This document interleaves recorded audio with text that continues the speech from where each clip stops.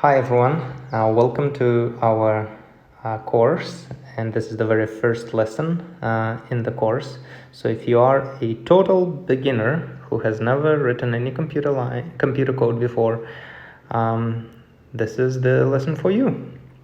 So we will do a very basic introduction to a framework called Flutter, and this framework allows you to build apps, mobile apps.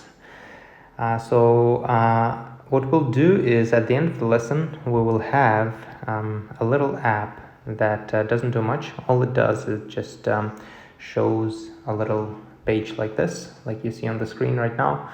It has a menu at the top that says welcome to our app, and it has some text in the middle. Right now the text says hello, but we're going to change it to whatever we want. All right, let's go back to code. The code of any app consists of many different components, and there's a lot that goes into making an app. Today we will start with some of these concepts, and we're going to start with some of the really basic stuff, but the stuff that allows you to move things around the screen. So the first thing I'd like to introduce you to is this concept of widgets. So everything in Flutter is organized into widgets. So I'm going to delete some code, and what we will do is we will write some widgets right now. All right, so let me give you an example of a widget. Text is a widget. All right, center is a widget. There's many more widgets. Align is a widget.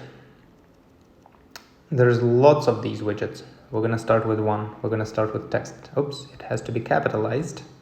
See, so that it's green. If it's not green, we made a mistake. So all of the widgets are always green. And then, so this is the name of the widget, and then we need to put brackets. Brackets tell us that there's something going inside of the widget, and you always need brackets with the widget. So you have the name of the widget, which in this case is text, and then you have brackets, which show our program, what we're going to put inside of the widget. So let's put something inside of the widget.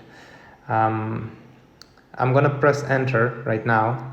I'm going to press return so that it gives us a bit more space, right? So things are not kind of crammed in there.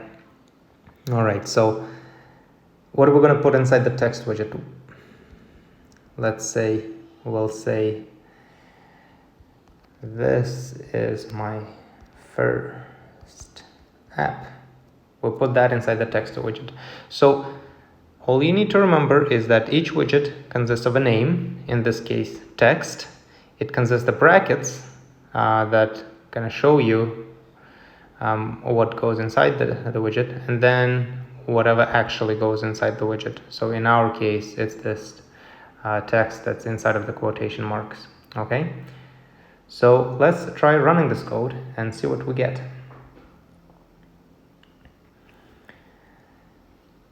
Gotta wait for it to compile and initialize, and then there we have it at the top of the page. See on the left we have this is my first app.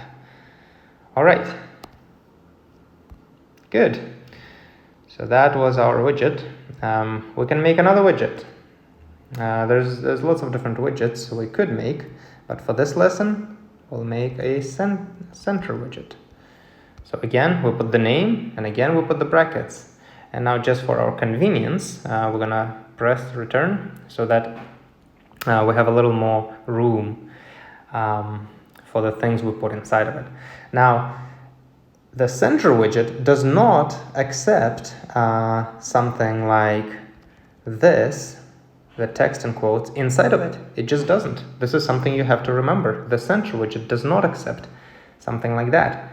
That's for the text widget. A center widget accepts something different, and every widget accepts its own kind of things inside of it, and only those things. You can't put just anything you want inside of a widget. All right, so what goes inside of a center widget? Well, this is something you'll just have to memorize. inside of a center widget, we can put a property called child. Okay, so this is a property, and it's called child. Let me just review what we've done so far. So we have a widget called center. This is the name of the widget. Now we have the brackets that kind of show us what is inside of the widget, and then we have a property called child. Okay, so far so good. And then as the child of the widget, we put another widget. Now what do you want to put as that widget inside of the child is up to you. In this lesson, let's put text inside of the child. We'll put the text widget because we're familiar with it. We've done it before, so we know exactly what the text widget does. Let's put that inside of the center widget's child property. The text widget. Now again, it has the name, right? And then it has the brackets. And then let's put some space there. Let's give it some more space. I'll press return. So inside of the text widget, and remember what goes inside of the text widget? Well, something inside of the quotation marks, right? So we need to put the quotation marks that goes inside of the text widget, and whatever you want to write here. Hello world. All right, let's try running that and see what we have in our app after writing all that code. Okay, we have hello world, but notice how instead of being in the top left corner, now it's in the center. Why do you think it's in the center? Well, because we put it inside of the center widget. Does that make sense? I hope it does. If it doesn't, that's okay, because we will review this during our lesson. All right, so this is how you create widgets. That's it. That's all I wanted to teach you during this lesson. So let me just run you through this one last time very quickly. Every widget has a name. In this case, let's say the center widget, right? So let me start again. All right. Let's make a center widget. Center. We need the brackets. Then press return just to give it some space.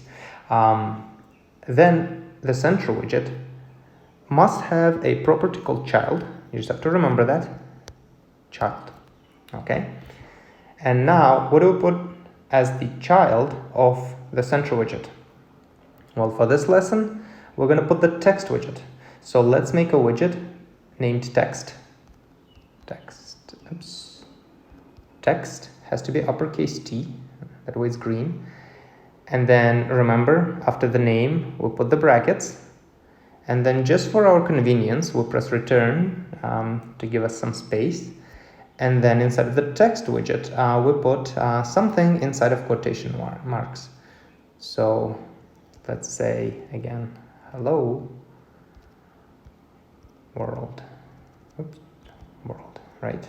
And let's try running that again just to make sure whatever we wrote there actually compiles and doesn't give us any errors. Great, no errors. If you do see an error, that means we wrote something wrong and we could go back to code and fix it. All right, I'll see you in class.